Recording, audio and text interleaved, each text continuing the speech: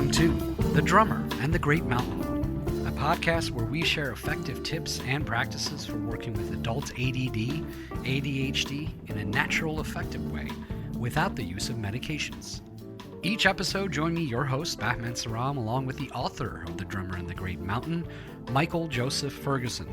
Join Michael and myself in an interactive discussion of sharing our stories as we journey together in transforming what can be the gift of being what we call hunter types.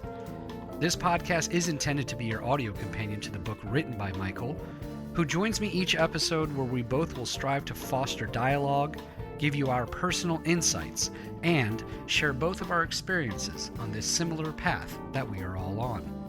Our intention and hope is that along with the book, this podcast gives you an additional perspective as you listen to us delve deeper into each chapter of the book to give you even more tools to go along with what it is that you are reading. Visit us at drummerandthegreatmountain.com to purchase the book and look for more tools, tips, and updates, as well as giving us feedback on this podcast. Join our growing global community of creative types, entrepreneurs, and out-of-the-box thinkers on our shared journey. Welcome to The Drummer and the Great Mountain podcast.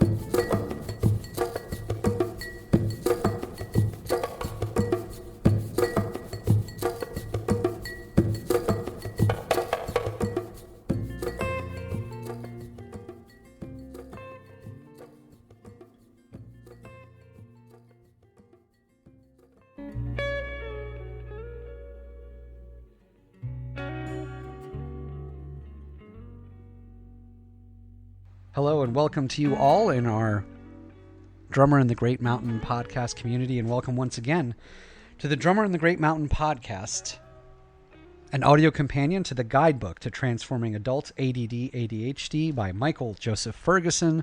As always, for those of you just joining us each week here on the podcast, I have the author of this guidebook on, and it is an open forum, an open discussion with the goal of taking you through each chapter of the book as a companion to the book.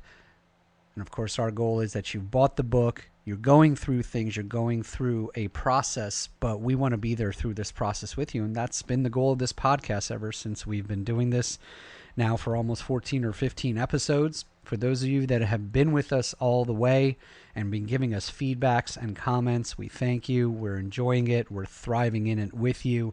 And we are just absolutely so, I'll say for myself, just so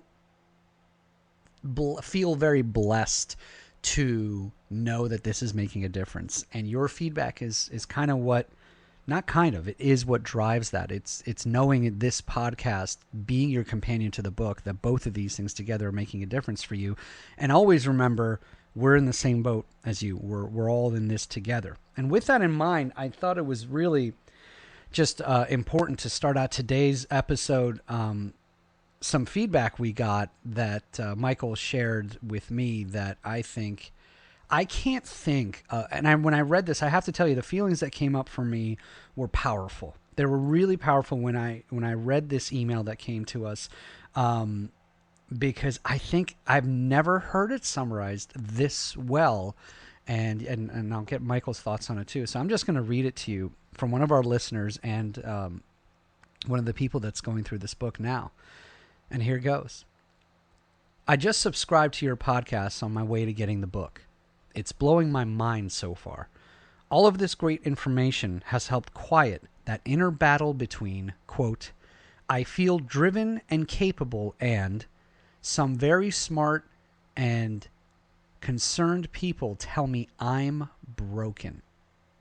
I cannot thank you enough for this important work, and as podcasts go, you guys are doing a fantastic job. Very powerful duo. Keep up the stellar work. It's making a world of difference to at least one person. I never have put the two together, yet I've felt this way as well. So for you hunter types today, this is just a personal editorial share. You're not broken. Michael has emphasized this over and over again. This is your wiring. It's just the way you're wired. It's the way I am wired. Let no one let you think otherwise. And with that, I'll bring in Michael because I'm just so curious to hear what you sent this to me, but we never really got a chance to get into it. I just felt like that was so well said. It was very poetic almost, wasn't it? Yeah, that was such a beautiful comment, and it really, like you said, it's comments like this that affirm that the 4 years that went into the book and all the work that we've done together in the podcast is making a connection. And I think this was the big piece. This was the piece where I felt that viewing ADHD as a disorder and carrying that label felt, especially as I really dove into the research, it just felt like a bad label. It's having an adverse effect on people, and especially given it's the same wiring that generates some of the greatest artists and entrepreneurs and athletes. So to even call it a disorder felt like a disservice to all of us. And I just felt like, it helped to have something to call it so we can name some of the challenges when ADHD first came. The label came up, but it doesn't feel accurate. It's very limited. So when we use the term hunter type, it's not the ideal term, but it feels like it has at least more of a broader way of looking at how we're wired, how we can adjust our lives to be more um, to maximize all the potential that we all have, and not just get lost in this label of like, oh yeah, I'm really good at all this stuff, but I still have this disorder. And Mm. and to me that it doesn't make sense. And when I read that comment, I thought, well, that's fantastic that's what's getting picked up on. And I have to say to the person that sent it, if you're listening to this episode, thank you. We're obviously not revealing who you are on purpose because that doesn't help. That doesn't get us anywhere. It has nothing to do with what a beautiful statement you made. And I just want to commend you for the awareness of that statement. Those two, the inner battle you felt, I've never heard it put that well. And as I said, to me, it was poetic. So personally, thank you for that. And thank you for sharing, because that also, Michael, is something that I think you're kind of touching on.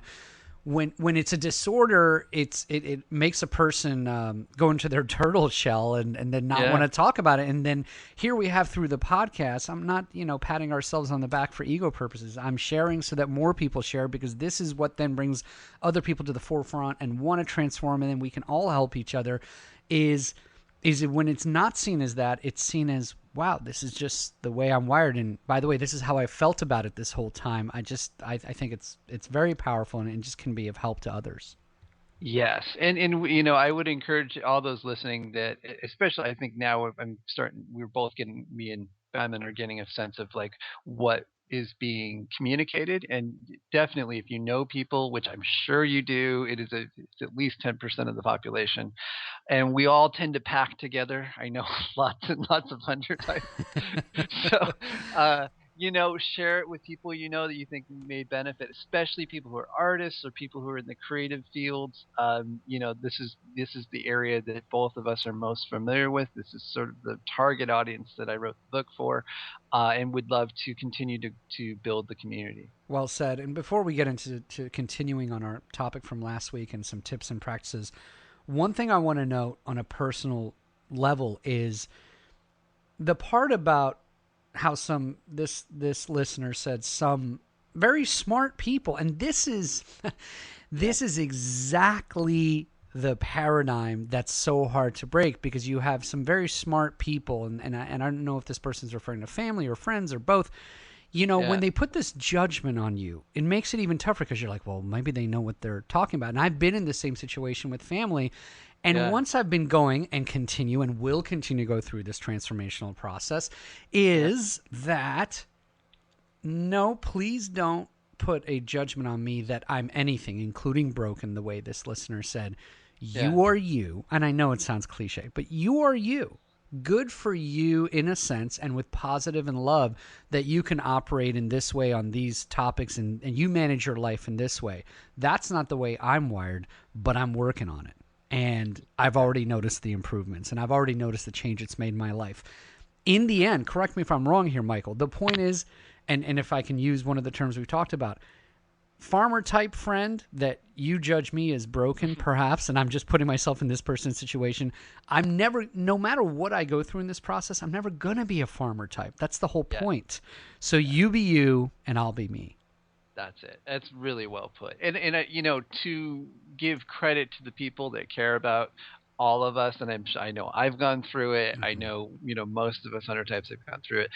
Behavior and things that we do doesn't make sense to other people, and so because Yes. of that they feel concern for Mm-hmm. your well-being, and oftentimes that's where it's coming from, and that's understandable. I mean, the thing is to see the other side of it. And all of us have a wiring where we can be self-destructive, we can do things that actually are harmful to ourselves, and that's part of the challenge. That's Mm-hmm. part of what we're given as our journey. And here's the deal: everyone in the world is messed up in some wonderfully beautiful way. That is just the nature of being a human being, and we're never going to heal all of it. It's just and so if you're going to this podcast or going to the book thinking it's going to quote unquote heal your ADD, this is not the podcast for you, because that's not what this is about. What this is about is it's about accepting yourself, accepting who you are, learning to work within the parameters of what you've been given so you can really thrive with it. And minimize those things that are challenges, and bringing in, I think the big term that we keep coming back to over and over again is mindfulness, awareness, bringing awareness to some of the patterns that we would like to shift, and then having that leverage of understanding how the brain chemistry works and other things so that we can actually make some shifts towards the positive, so we can start doing more of utilizing our talents and our creativity to make a living, and do those things that we most care about. And I think that's to us, and to me, that's the focus of what we're doing. Beautiful. That gets us beautifully into a chapter following time management, which we're kind of combining with, which is tips and practices. So I think that's a beautiful segue in one of the things that I know I'm still working on it, and I feel like I'll be working on it for a while, is like we've gone through all these chapters of what to do and how to, like you said, bring down the challenges to a minimum level, an optimum level.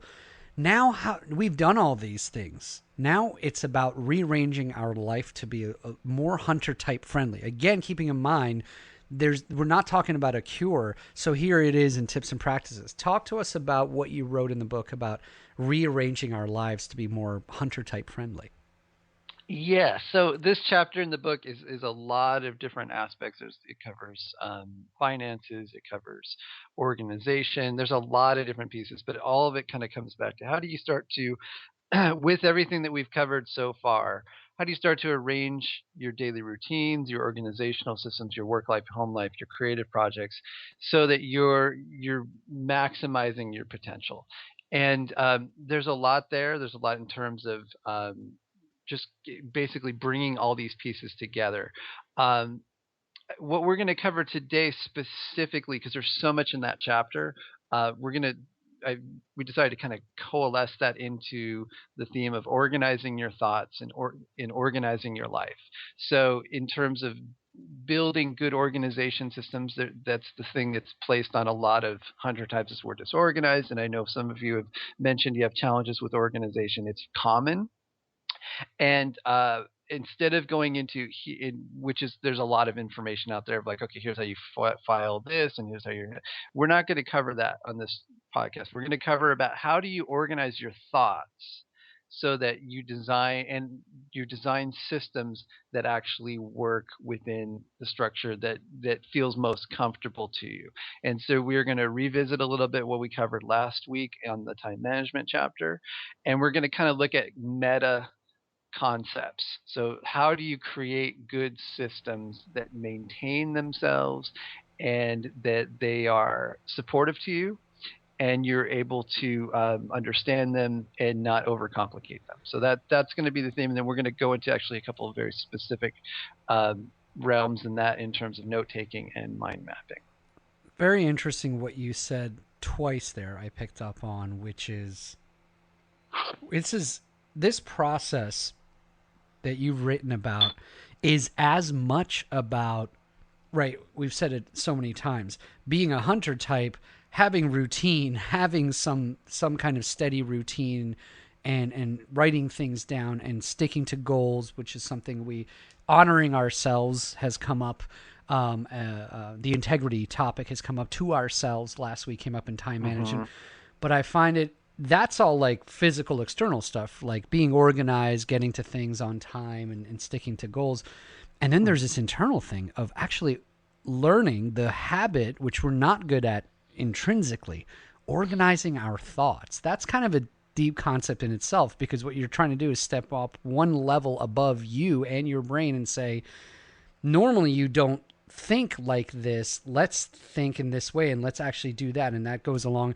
I imagine, correct me if I'm wrong, this is where that pyramid that you've built in the book of meditation and Mhm. exercise and the right Yeah. foods, which give us the right chemistry in order to be able to first organize our thoughts. Because if our thoughts are jumbled and there's that fog that you talk about, it's like, it Yeah. just seems like we can't move forward. Exactly. That's it. Yeah, and so many of the things we covered again up till now, especially with diet and exercise, but those got to be in place. They have to be in place in some way, shape, or form in order to maintain a level of mental focus. And then there's still going to be those cycles of there's certain times during the day where you're going to be able to focus more on mundane tasks, and certain times of the day where you're going to be more creative. And so understanding those are I think are essential in self-actualization, which is kind of that's a big heavy word, but Mm-hmm. pretty much your ability to say I want to do this with my life and then actually see it come to pass. Mm. That's really, I mean, that's what everyone wants. Everyone wants to be able to say, like, I want to do this with my life, I want to do this with my family, I want to whatever it is, and then have that manifest in the world with all of the through all the chaos and the confusion and all the things that come with it. And it's always a messy process. It's never just super clean.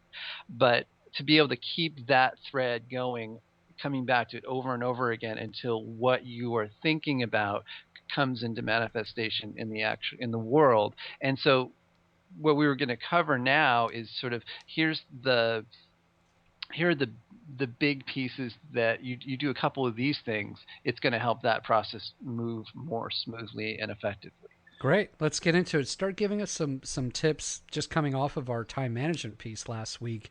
What are some just general good tips for someone listening right now in maintenance, which is a challenge we have as 100 types? How do we maintain the time management piece and these organization systems? Yeah. So we spoke about time management systems last week. We didn't cover everything. If I always recommend the book because it's all in there. Um, the so if you're developing a time management system, like we discussed last week, or any system of organization, that could be from organizing your paper files in your filing cabinet to organizing your thoughts on paper, whatever it is. These are like meta tips to focus on so that you have a context for it. So one is, and it's very important for us hunter types to do this, simple is best. Overcomplicating things is common for us, and I know that for myself. I know this for almost everyone that I've coached. So we have a tendency to be hyper creative and want to get the juice out of like creating the perfect system, and it's great, but what I've found over time is simple is best, and that's across the board. I mean, that's almost like a scientific um uh I don't want to say a theory, but it's when you simplify something to the point where it can't be simplified anymore, it usually becomes very effective. So I would say one, simple is best. So whatever your design, whatever system it is, look at it and go, okay, here's what I'm doing right now. How do I simplify this even more so that I'm not thinking about it? It doesn't involve a lot of thought. I can just, like, if I have a filing system for my folders, I know exactly where things are going. Simple is best. Two is stay consistent. So if you've designed a system, commit to it. So, you may take some ideas from this podcast and from the book and then start to adjust it for your own life, which is what you should do. Get to a point where you should, like, okay, sit down and go, okay, I'm going to start doing this and this in terms of my files or whatever it is, or how I'm going to clean the house, whatever. Once you have that plan, once you say, okay, I've now got my system, commit to staying consistent with it and not continually tweaking it to the point where you're not keeping with the system and all. So one tip with that would be, if you're try to stay consistent. Give yourself a time limit of like, okay, I'm going to stay with this system for 2 weeks. And I'm going to really try it out and stay with it. And then after that, I can maybe make some adjustments. But I'm going to do it exactly as stated for the next 2 weeks. So stay consistent. Second tip. Third would be, and very important as well, aim to be functional and not perfect. So there's a tendency for us to be all or not. It's either it's perfect or I don't even want to mess with it. It's completely unrealistic. Just the way life works is nothing's ever perfect. It doesn't work. So many of us have that perfectionist mentality, and it really keeps us from moving forward with things, because we'll sit down and we'll like, okay, I'm going to tweak. We just like get every little piece right, and then as soon as we fail on it or it's not working exactly the way we want, we're like, screw it, it doesn't work, this doesn't work, I'm starting over. And I feel like I feel like on this point, this is a misunderstanding, coming off of the feedback point one of our listeners gave us today. I feel like this is where and we can laugh about it now. I can laugh about it. I feel like this is where we're misjudged sometimes. And I'll tell you how I think that is that the perception is, oh, so-and-so, well, you know him, he never finishes anything. And it gives this reputation and the perception that we actually don't aim to achieve, or that we've not actually taking steps towards it. Almost the whole lazy phenomenon, like we get labeled with lazy, whereas people have no idea it's the opposite. It's not that we're sitting on a couch eating bonbons because we don't get stuff done. There is this thing with the hunter type that makes us OCD perfectionists. Especially, I've noticed, I can speak for myself as a musician with music projects, where you're right, we set ourselves up for this inevitable failure, which is, I need 100 things in this song to be this way and perfect. And if all 100 are not achieved, I'm throwing it away. Yeah. Well, you just set yourself up for failure. There's no way that's going to happen if you're not willing to compromise on some of those things. And that's why that album didn't get done. And that's why that song didn't get done. Not because you're not lazy. It's actually the opposite. Little do they know, we're up all night. We're up till 4 a.m. We're sweating over this thing. And that's why. It's because we're actually not willing to let go. But it's not from lack of effort, is I guess what I'm trying to say. And I just feel like that's a misunderstanding of a perception out there. Exactly. And I think, I was thinking of the story about, just because you mentioned music, I think it was Bruce Springsteen. I think Thunder Road, was that the album? I know that was the song. There was like a pivotal album for him, and apparently he went in the studio and he was just hyper focused on it. That was the album that kind of put him over the top.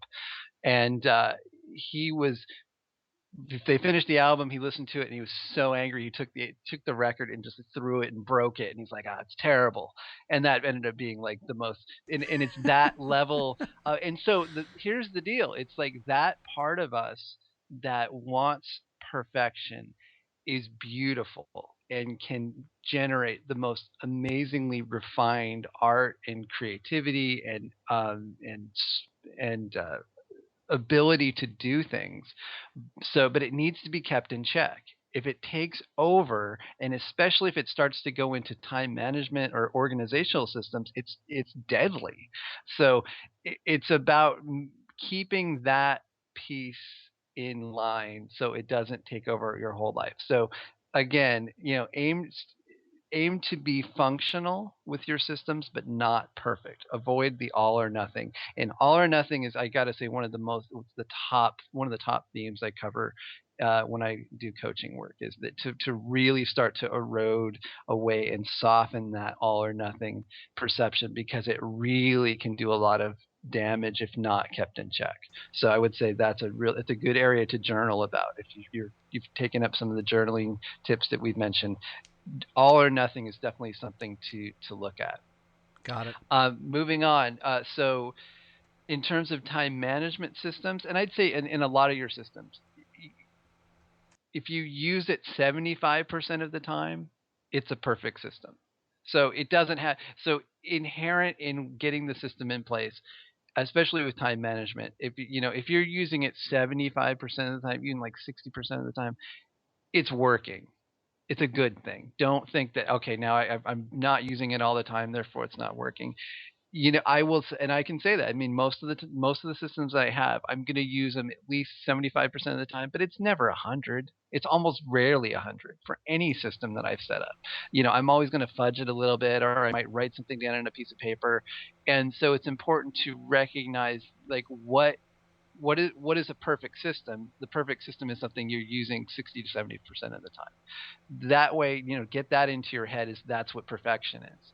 And that way it might be a little bit easier to think in terms of designing systems and knowing when you got there. So a lot of times you get a system, you're like, oh, was this working? It's so kind of mercurial, and it's working if it's reducing your stress, if you're clear about how it works, and you're most of the time using it. That's the perfect And system. that's one thing I was going to say is I know I've been there, is when you're in that 100% mode, the negative cycle that produces is, since you can't achieve it, you get frustrated. That produces the whatever, I'm no doctor, whatever the chemicals are that produce that stress. And that, for a hunter type, is the downfall. It's that stress level, especially when we're not maintaining other things, right? If we're not meditating all the time and not eating right all the time, then stress throws us over the top, and that's why we kind of burn out, or say, as you said, I'm just not going to do it, is because there wasn't that. But it comes back to one thing that over and over you've mentioned. If you have so as much as this sounds mechanical, percentages, to me, what I hear coming out in your words is mindfulness. This is back to mindfulness, which is something you have to practice to get good at through those other exercises like meditation. If you're Yes. mindful and you're eating the right things and you're and you're working on yourself on those aspects, you're going to have this quiet little meter that you, as you're working on something, say, you know what, I'm watching myself about to go above 75% and try to hit 100. I know what's going to happen. You know what? This is good. We're good on this for now.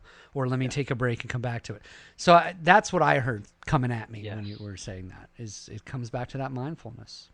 And it's a good to mention even the food and exercise piece. I mean, that also fits totally in this category too. If you're hitting it at 60 to 70%, it's perfect. Like, really, like, and again, it's like, it's working well when you're seeing shifts. Are you moving? It's one of my coaching clients mentioned this to me, and I think it was a Neil. Oh gosh, I can't think of his last name. The Gannon. He gave a talk, and he's basically, he was saying, either are you moving towards the mountain, or are you moving away from the mountain? It's Mm. like, are you moving towards the destination that you want, which fits right in with the book title. Is this system moving you closer to what you want or away from it? If it's moving closer to it, even if it's not perfect, keep going. It's Yeah, so as long as you're moving forward, I think our tendency is we're not moving fast enough, so we got to rev it up. We got to rev it up. No, that's it. that you'll get there. You'll Yeah. get there. Yeah, got it. That's it. So the next one, and this is just another huge important tip to highlight, is, especially in the beginning, if you're getting yourself fired up when you're listening to this podcast, or you picked up the book and you're like, all right, I'm changing my whole life, and that's it. Then don't let your action items rule your life. Don't let your action items list rule your life and then discourage you. And so let me play it out. So the tendency that I've had in the past, and I've had to work on, and most of my clients go through this. You're like, oh, I'm going to change my life. I'm going to do this, this, this, and this, and then you burn on it for 2 or 3 weeks. You've set yourself up for way too many things that you can integrate in the real world, in a short period of time, and then you feel discouraged and you're like, oh, screw it, it didn't work, and then you're back to square one again. So that's sort of the concept that and tendency a lot of us go through. And so, specifically, don't let your action items list rule your life. One of the things that what I do with my coaching work is, the context of it is looking at what are the wins from this past week. That's an essential piece of my coaching work. It's like training your brain to go, okay, what actually did I accomplish? What am I celebrating that I actually did? And it's surprising to me how many of us hunter types don't celebrate our wins. We just think it's never enough. It's not okay. No, but I got to keep going. I got to keep going. It's part And of our what perfectionism. It's part of our perfectionism. Why would we celebrate something? Because that means it's actually done. That means it's actually like we've achieved something. But if you're operating that perfectionism paradigm, why would you celebrate? Because it's almost like you're saying it's done. and but there's a little kid inside you going, it's never enough. Mm-hmm. This Whoever's talking to the brain, it's never enough for this person. Everything I do, I've showed up, I've done all these things on the list, and it's still never enough. If you don't give yourself an emotional stopping point where you go, oh, okay, I did this and this and this, and reward yourself, if nothing else, by just reminding yourself what you've accomplished, then you set up this pattern in your brain that says it's never enough. You may accomplish the item, you may get that little spurt of like, oh, okay, I did it, but now I'm on to the next thing and the next thing and the next thing. It, from my experience, if you start to train yourself to celebrate your wins, no matter how small, it starts to build this unconscious, deep level movement and consistency towards what you want. It's like your subconscious is like, okay, I'm getting rewarded for this. It's often connected with your body of like stopping for a moment and taking a breath and going, look what I have accomplished. That's again that mindfulness piece. Celebrating the things that you've accomplished, training yourself to do that as you're working on your action items list. Even if there's 20 that you didn't accomplish, the reality is you accomplished these four, and those were important. So again, don't let your action items list rule your life and discourage you. Start slow, especially if you're just getting started on this program and some of the things that we've mentioned. Start slow. Each win that you hit, take a moment, celebrate it, encourage yourself to keep going. It may sound a little pretentious, but I assure you, and any psychologist will assure you, that your emotional body is always present. And when you listen, you give it a little, support, and like, hey, look, we did this. We accomplished this. Like you talk to yourself, I accomplished this. It goes a long way towards maintaining a consistency when you set yourself up for bigger and bigger goals. I know that for me, the block I had initially in celebrating wins was it felt trying to think of the word. I think immature. It felt like, well, I'm just treating myself like a kid now. Well, Yeah. now that I look back, it's like, well, wait a minute, time out. There's still that little kid inside of you. Yeah. And whether a kid, no matter what age you are, we we get good feelings. We get good chemical reactions from feeling good about something, especially when it involves ourselves. I mean, we feel good when something good happens for someone else, but we also feel good when something happens for us. And it almost felt like, oh, what am I giving myself a lollipop because I cleaned up Right. my room kind of thing. But you're right. I there was a part of me that just had to say, almost in the beginning, I don't like it, but I'm going to do it anyways. And Yeah. then it turned it around slowly, because I think it's what you just said. Just doing it almost when I didn't enjoy even the process of celebrating the win, just started to build some quiet programming. Some algorithms started running, some process started running internally, which never was there. It almost woke up something that wasn't there. Maybe even since I was a little kid, when I used to get Sure. congratulated for the little things. And Yeah. now I look forward to that, and it doesn't mean you're dropping your goals. That's one thing I want to make sure Yeah. everyone's clear about. It doesn't mean you're being super lenient on yourself now or anything like that. I can tell you, for me personally, in my exercise goals, swimming being my exercise of choice due to just so many things that have happened to my body. I can't lift weights anymore. I can't run. Swimming is it for me. It's the only way for me to burn calories and get my cardio and all that good stuff. I can tell you personally that if I didn't celebrate when I was able to do 10 laps, I wouldn't get to 50 where I am today. There's no way I would have. If I just said 10 laps, that's not good enough. What's that doing? You're not burning any calories at 10 laps. if Yeah. when I got to 10 laps, which obviously started out as barely being able to do 4 or 5 without just completely panting and being out of breath. When I got to 10, I'm like, let's use the methodology. Let's Yeah. practice what we preach here. Hey, you did 10. Great. 6 months later, 50 is like 10 for me. And there's no way I would have done that if internally when I got to each level, the 20, Mm. the 25, you know, There and you that's go. where I let go of perfectionism, by the way. I may have told you, Michael, but, you know, the perfectionist side of me said, well, fine, you celebrated a win, but don't you dare celebrate until you get to 30 from 10. No, then I Right. let go and I said, no, how about when we, and all of a sudden one day it was 17 and 17 was a Yeah. reason to celebrate. And then 25 was, I let go of this like thing it had to be and even in order how to celebrate the win. And then I Yeah. feel like that's what got me to where I am. So just a personal share if it helps anyone. Fantastic. That's it. I mean, you spoke it. That's it. And I practice this throughout the whole book. I mean, if anyone, for the people who have the book, you know, the book probably came in the mail. You're like, oh my gosh, that's a huge book. That's, so to write that, and that's like maybe a quarter of actually what I wrote. I mean, it Wow. got whittled down. Wow. So, but what kept me going was, I picked a location that I was going to write at. I went all the time, and sometimes I would just say, look, the win today, I would tell myself, the win today is if I step foot in the door. If I get to the door, that's the win. And I've had to practice this over and over again. And this after many years of not doing this. And so I feel very confident. Like, our little kids in there, it never changes. I don't care if you're 90 years old. It's our child self rules a ton of our life in a beautiful way. And we Mm-hmm. become softer, more pleasant people to be around when we actually soften to those places inside of us, and we don't, and we become much more effective. I I mean, like that imagery.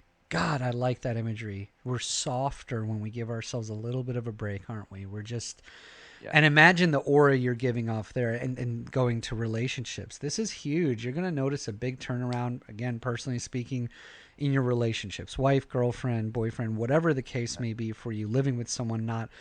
When you get into this and then you start accomplishing little things, you're going to notice that by giving yourself this recognition of, hey, I did something and 75% is perfection, you're going to notice changes. You're going to, your whoever's in your life, and it doesn't have to be boyfriend or girlfriend, that kind of relationship. It'll be family members too. They'll definitely. notice this softening. So that's well said. That's really well said. I And it want, makes you, but most importantly, it's you'll be more effective. You'll actually yes, achieve the goals that you weren't achieving yes. before, and I think that's the big point. I know we Shall try we to. move on? Yeah, I was gonna say. I know we want to come up each week, and we have so far with some kind of homework assignment. So take us through the concept of mind mapping because that's also going to be the homework assignment for the listener this week. So go ahead, let's get into it. Yes. So let's see. So with mind mapping, so let's mention it real quick. So mind mapping was brought into my consciousness around 1998 by the head of Texas Instruments, the company Texas Instruments. I was a subcontractor for a project that they were involved with. Actually, it was actually a really good company to work with, and he was head of best practices. So that part of the company goes out and studies the best way to do everything from sharpening a pencil to organization. And so that was his job, was to find the most efficient way to do certain things. And he told me, he's like, Michael, this will change your life, mind mapping. And it's become much more popular since then. So I just want to encourage people, if you haven't learned about mind mapping, for us hunter types, it is a game changer, and it's simple. So basically, mind mapping is a replacement for the outlining system that many of us learned in school, which is, point one, point two. Mind mapping is a non-linear way of taking down thoughts, organizing your thoughts, and then taking those into maybe putting them on an action item list or creating some kind of creative project. The book the book Drummer in the Great Mountain was all mind mapped out before I wrote a single word. So too many things to cover on the podcast. So I would encourage you to go to YouTube. So here's your homework assignment. Go to YouTube, look up mind mapping, and learn how to do it. And it'll take you 15 minutes. It's simple. go look at some videos, learn how to do it on paper. And if you can, order a book on it online, read the book on it, but I think you can get the concepts even just by watching a YouTube video. Um, and learn to do it on paper. Learn to take a sheet of paper and create a mind map of, here's my day. Here's the different categories in my day. So maybe one's like finances, and one of them's like friends, and another one is work, and then tree those out into different subsections. What mind mapping does, and what's most effective for us hunter types, it gives us an ability to get things out of our head very, very, very quickly and onto paper, so that we can look at it, see it, and start to arrange the pieces in a way that you can't do with normal linear note taking. So my suggestion is, and I think we will come back to both this and the note taking technique that is mentioned in the book in future podcasts, but I would say for this episode, primarily just go to YouTube, look up mind mapping, research it, practice it on paper. There's software available on the iPad and desktops, but learn to do it on paper first, and then I think that's all you need, because once people get it, they get it. It clicks, and then they start using it. So I would say that's the homework assignment. Perfect. And by the way, in the book, as part of your assignment, if you're not there yet and you're doing the assignment, it is in the book in this tips and practices chapter on page 331. There is a mention of it. There's a nice graph there. So combine that with looking into mind mapping, which is your assignment of the week. And, before we completely wrap up, I just want to say that I love the transparency of so many things that you mentioned on the podcast that are tips or a suggestion of how to approach the system. It's so gratifying to know that literally this is how you approach the book. I mean, to know that you say it in the first line on page 331. This book would not have gotten done if it wasn't for mind mapping. So there's just full transparency there, and I think that's great. It's awesome. Excellent. Well, good. Well, any so thoughts? much. Yeah. Any thoughts? Appreciate all your contributions to this. I know Yeah. it's wonderful to hear that the listenership is expanding. I wanted to make one quick note. Please. So the Yoga Wisdom and Wellness book giveaway is still happening. I think they're going to do the pick of the winners. They're giving away 3 copies of The Drummer in the Great Mountain, I think on August 30th. So what you need to do to get in the running is go to yogawisdomandwellness.com. Upper right-hand corner, click the Facebook link, like their page, and then if you scroll down, you'll see a post that talks about the Drummer in the Great Mountain book giveaway. Write a little comment about your connection with adult ADD, and they will pick 3 people at random, I think around August 30th, and you may get a free book. Excellent. And as always, we are at drummerandthegreatmountain.com. That Facebook and Twitter link is on the upper right-hand corner. Keep those feedbacks coming through email, through the website, through Facebook. As we open the show today, you know how much this feedback means to us. The whole beginning of the show jumped off of feedback from a listener. So it really does drive what we do, confirm what we're doing here as a service, as a companion to the book is working, which gives us great feelings, and lets us know that what we're doing here, getting up on a weekend every morning very early for both of us is all the worth is all the worth it. Also to mention too, leaving reviews is important to the podcast as well, so please do that on iTunes. We have a few up there. We would love to see more, so take a few minutes and go on iTunes or Goodreads and give us a review of the podcast itself on there. And nothing else for me, Michael. Thank you as always for your time. Looking forward to getting into chapter 12 on your coaching process itself. So a lot of good things still coming up. Excellent. Thank you to everybody out there as always. For those that are new to us, we hope you stay with us. And for those of you who've been with us for the whole ride long, thank you. And keep the feedback coming. And do not fret. Do not give up on the process. We know there's ups and downs. That's what we're here for. Hopefully by listening, if you're at a 60% perfection level, now it's okay. You've always known it is okay, because we're all in the same boat, and we know the feelings that going through this process. And really it's really more you're learning so much more about who you are. There's a truthfulness that comes out to who you are and how you're wired, and it's a wonderful thing to recognize. So with no further ado, again, drummerandthegreatmountain.com. Let us know what you're thinking. Share with us your story. And as always, take care of yourselves and your health. Be well.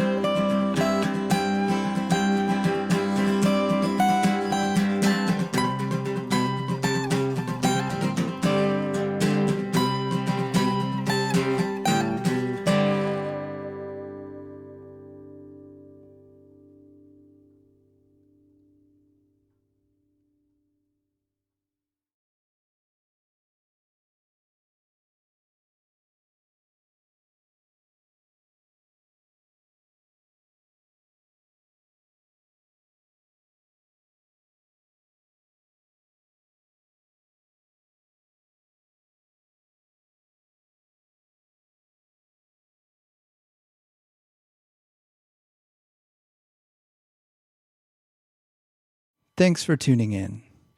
This podcast is intended solely for the purpose of personal growth and not as a replacement for professional psychological support. The views and opinions of the hosts and guests of this show are not meant to be taken as medical advice. It is very important to seek the help of a qualified medical practitioner when making any shifts to psychiatric medication you may be taking, or if you are experiencing extreme psychological distress.